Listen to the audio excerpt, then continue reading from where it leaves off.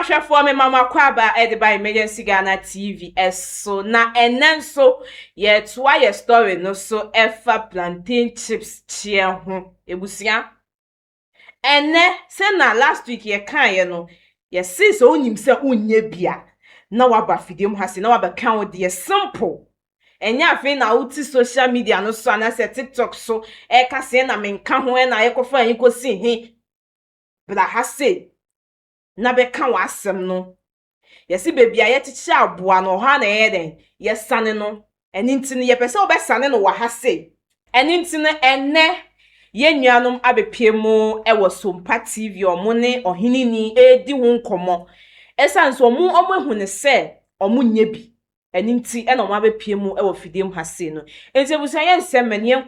yenko tie ye nuanom asem ya omo so di aiden edi abreye e wo fidem hase shene so be subscribe na wa like na do comment so aba comment section ase yenko you go show video ha tentele koni akomo makwaba bushafo makwaba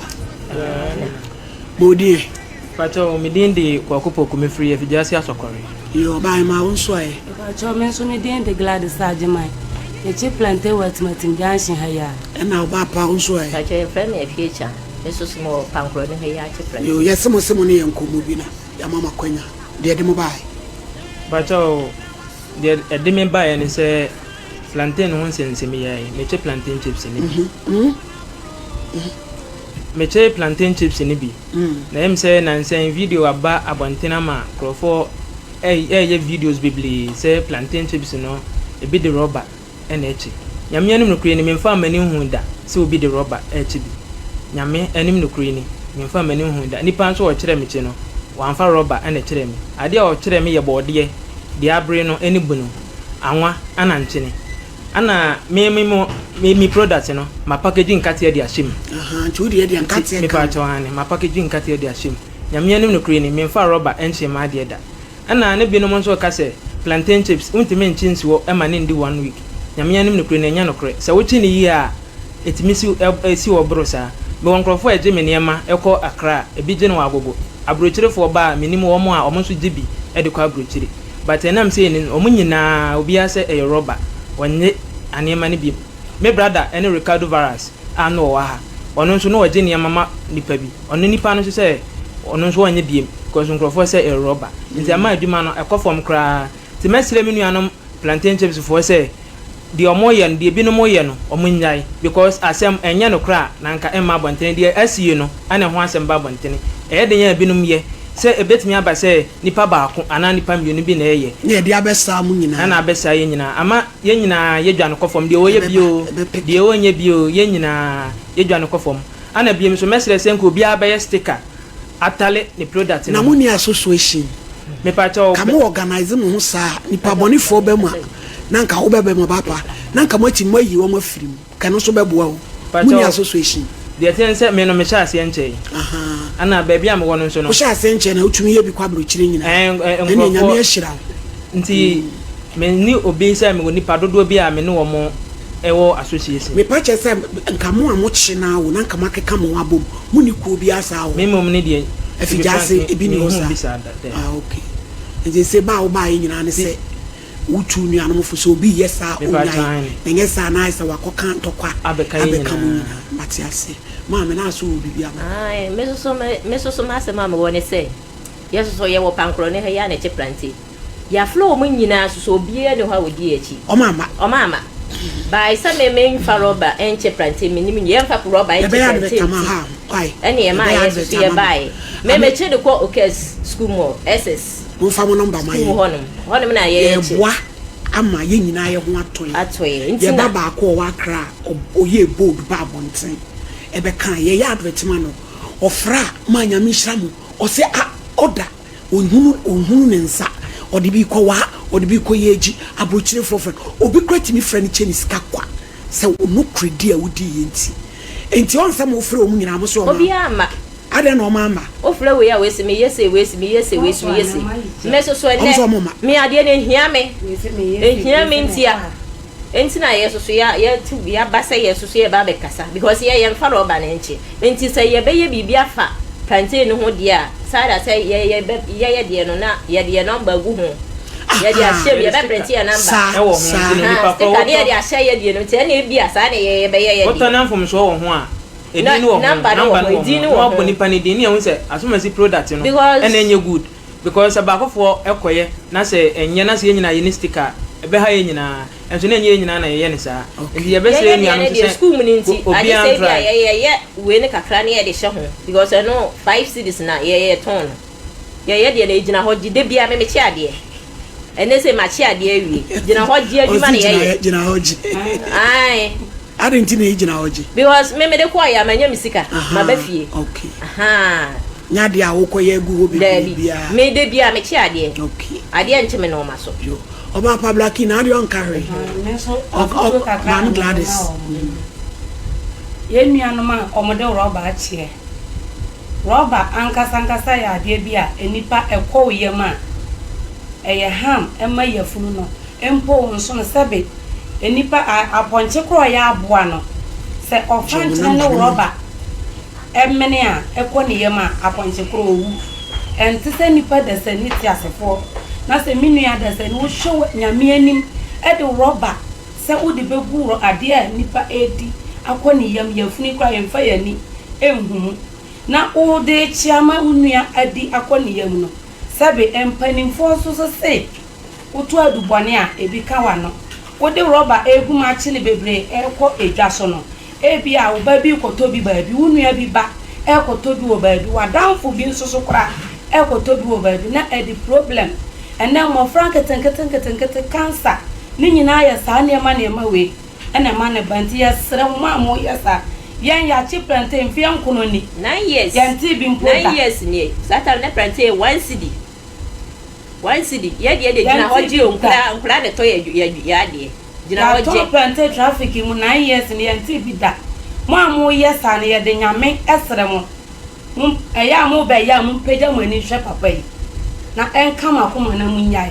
na eku amanfo roba ankasa eku nipa ti esere mo a me so mafutu kakra me wono yo mama gla wo hina o shop ne wo me pa cha me wetmetim junction ha ya ena oba pa unso pa cha me da me chini fie na me de ko o de ko yo we mo fa mo number ma ne fa ntudwa bia pbia why pa cha me number e mo onto mo ase papa na e be ma bo die na pa cha me number 059 bo o product ni din factory crampo wa package ni kama pa me product ni the Conquer plantain chips me number no ye 059 71 33 639 059 71 33 639 wo efija me ba san me ba be obi a obi ofrewa opebia o de be me sha be ye djuma ma ati pc yen sem djuma da mo wo hoyi metumi me ni bi but metumi aka say 10 million na mo fa nko kama djuma ye bi wa de bia ene na me tumi ze champion na me dwen say me birthday ju na me de atoma ko say me nche 50,000 emma enye kunafo no ya brewo ya ombia omo emobo enipa 50 mi mo bia 10 million enye 500 million ya bo nipa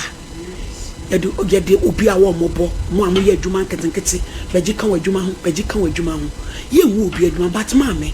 ya nkwa se yeti ye de akra bi ba so wanya kidney na sa ya de ni bi beton fia munni ahoto efie na bo eti yanka so obi adwuma mu ye nyina ya yesanfom so ibi da na meka roba de kata mo so ya ye bi wo ye fia na enim sese enye ene ye hu ye jai eti oni ya wo ye bi jai na ye nyina ye hu ntoye za na ye ka ye se de go obi adwuma why papa san bo number bi pacho me number no 059 71 33 639 059 71 33 639 me wo evidence asokore yo mama dad is bo number pacho me number is 0546 85 92 00 o hwehwe me obehun wetmetim junction king boat churo ni na wo plantain chips for no churo ma ya jo mo number ni na wade ba akoso be transfer na mabobo ni nyina o hwehwe me obehun ma kira kwan wo atmetim junction ha ya edwana ni ye trap loss e wo ho me wo kwan ho a echi plantain wo o tika mu kura wani tuam ye das Ma me also number. But your number is 0247 82 25 16 0247 82 25 16. Better be chin if you ain't call care school. Yo, Gladys Ajima. Yedamasi. Your friend teacher.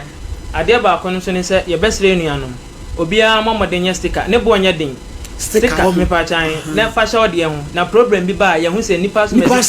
products. Ana eti say. Ana your customers no so ye best le wo say. Uto obi de na hu se mfom so na sticker wo ho a. Men sure say obema ne din aba bontene. Na obeda hu se mfom so wo ho. Se bibi ti se magi ade a waduane kra na udi a. Wote ewo oketre maso. Okay. Me maame ya aduane kra na se me hu se we de magi tuma me ndi. Enti me maame nso onyu magi. Enti no se de me ndi magi no. Enye ni panyina nso na epe. Obi wo hono ma odi magi a wote se magi ewo aduane. Enti se wo hu fom so obi sa no na opese wo kan. Mo nsuro so hu se sticker etale ade no ho a obetimi abo ade kro ni din nipa kro ni din ne number e de atudwa na ye hu se product we e na ti sei ana se product we e na ekosei ana afen so your customers no nso no omo na me yadwuma ye se wa anta ma ade a mintimi nya ade no foforo emma okay enti ne yesere omo so omo hu fom so obi anso a e wo so omo kan fi so omo na me yadwuma ye yeah that's it my obapa e chan we akwan wawi but your media my this lady na say plantain fo nyina media my this lady misra yanka ye humom ebia se ye ba ha na mayemi nu kwa na ye ba yi ade so ka ye nyina no madi ka ke kansa mo beba ye di ka ba ha Friday no obia so beba so duru ho na obia gina kwa ho ton na ade ye kwa na ya ba eh aso upeni ya ubiro ade so ye nyina na ka ye ye nyina na ka ye mecha fa numbers no mame omo beba why eji abusuafo na ye kwoswa o Accra o pe plantain ye ba ye titi number na ye 0245156892 ena Atama International Sawaba Junction ono so ne number na ye 0547627516 the conquer asokore mampo efijase asokore 0597133639 and ya mama Gladys etimatim junction here ya obokwan ho wa otika ma oduru abemu no 0546859200 and obefie cha oso ndo the cool case 0247822516 yada masese mobile Shram why you get said you yen Ghana fo nankasa ye ke bibi na ye nim se enimu a just verify yourself simple ye nuanu ma betuna ha se no omo so ye de omo ye bi omo chi plantain chips ni bi enti omo nim se omo mfa rubber nye de enchi omo de eninti e na omo aba ha se omo nso ba be de omo ba be come side of story because omo nim se omo nye de omo nye bi enti mo omo TikTok e cancel no munim se munye bia mo maso mpa ha se na mo bekasa na se ye fra na mo afre e de abaso se ohini ni ana my lady mi nye bio na ya ye den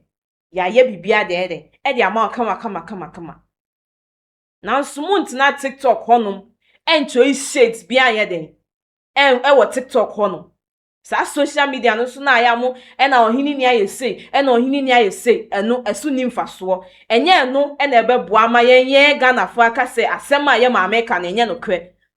e na ye maame so verify o se enye munia o se ebinom enti wa wonim se wunye bi no na wa ba ha se na wa be verify ho se minye bi ana se faka mesiu so o me maame me de menye de minye bi ye bebo wa ha se e de ama ye nuanu mu omo baaye omo si na enye omo nko a na omo dooso omo ye omo adwen se beble na ebe de ebeba na nso omo ye omo adwen se omo nye de omo mma omo to omo nsa de frɛ nkofo bo omo ye omo adwen se omo nye de omo mma enti omo na omo mpese omo bese omo brand nti na omo aye de omo aba enye plantain chips fo nkwa na ye sa anyama we enye omo nko a ye maame no mo omo ton ade e de ma ye di no ye srɛ mo ye papa nom yesre mo munya de papa no enye den emma yen. Can you believe say ice kenke kra no ebinom e di magi etum na ye de de nti sugar no fa no kakra bi pe na ode aye de ode egum nti yen hye no nso enye ye maame na omo chi plantain nkwa na omo ye sa ade ewe ana ye papa no a omo chi plantain chips nkwa na omo ye sa ade ewe nti yesre mo amoto aduane wa abonte no se ye choba aduane bia otom bia se oti o unia o se o ye den yo yesre mo nya papa no ma ye na ye ndi ye maame ka asem no ka se wo bedwin se wo ye papa no wo ye wo ye obi bone wo ye ade ama abonte su ni ba kan hu se oba nso be de ebe ko school akwakoye de akwakoto sa ade na wo ye wo fie no obi nso aye de aye bi nti oba nso be de ebe to bia ye de edi nti ye dream one ima ye dream one say ye dream ha ne ye de ya dream ha nti ye sre ye maame no obi wo ho no mo si tomatoes de ye di wo fie no ye make sure say e different from the ye de be de ye be ba to abonten so ba kan hu say oba nso ye de eco school kanti aduane na odi no sa tomatoes na wo to ma ye wo abonten na wo ye ni na different way no eno na oba no nso ye de edi nti wadwe ni se o obefie dia odi papa no kwa abontia na odi dia wo hu ni se enye na wo to ma ye no eno na oba ni di wa abontin se enye oba mpo obusie ni ye de edi bi na wo kasa no kwa eto de edin a wo ye de udi bi untimi nka nche bi se untu abontin so aduane da utobi nti yesre mo amuye aduane wa abontin no yesre mo you guys should be decent in certain ways ye pamocho nti enne ye nuanu mo ma be piem wo ha se o ma verify o mo ho aka se o mo die o mo nye de o mo mfa we oban ye de enchi o mo die nti ye maame nom ye papa nom ye pamocho munye aduane papa no ye de emma ye ndi fa ye nse ye moa mo dia mo amu kase bi mo amuti social media no so kase e na Ghana fo de ye mpe ya ye de ye pe abrofo de ye pese wo ye ne papa ye beto enti because of say abrofo ye hu ni say abrofo ye ne papa na ye say ye di ye de no say abrofo fo de ni ye na ye de na mudi kunye no ye kase o made in Ghana enti ye be di ye de a wunim say wu kume na ma be fa made in Ghana me abra minim say abrochefo de no ebe boa me a ema me yale bia na me say o made in Ghana, eat Ghana, drink Ghana, dance Ghana. Nti na me gusa ye eat Ghana na me eat poison ugu mi mu. Na me eat poison no egu mi mu. Nti yesre se mo mpese ye beto abrochefo de ana outside Ghana eduane ana se bibia yesre munya papa ne nye de ema ye na ye ndi ye pa mo chow. Story way yenye nwie obia di nenum nsembe de ebeba because this thing is too much mu kuyen ebusia sina mdi kan no wa wonim se wunye bi no na wa ba ha se wa be verify on simple na yekọ eno anu no na maintenance TikTok honum social media no so engeka can say na my lady ayese at the end of the day no mu bebo nsem e dia maye mam yebusia ha e na mede mu ebesina me kausa ha egusa ye emergency Ghana TV so channel so be subscribe na wa like na do comment so aba comment section ase e dia mede so ane keche mami esi NS na ebusia ye besan so edi nhyiemu e wa he